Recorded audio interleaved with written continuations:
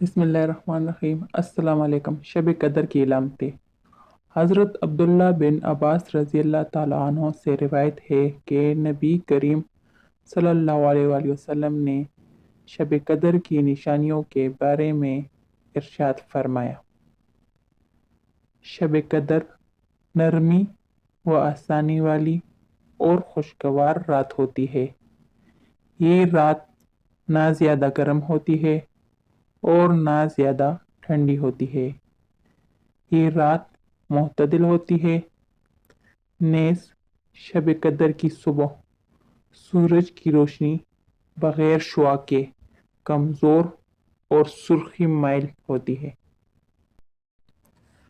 نیز اس رات کی علامتوں میں سے یہ بھی ہے کہ اس رات کے بعد کی صبح کو آفتاب بغیر شعاع کے طلوع ہوتا ہے، بالکل ایسا ہموار ٹکیا کی طرح جیسا کہ 14ویں کا چاند۔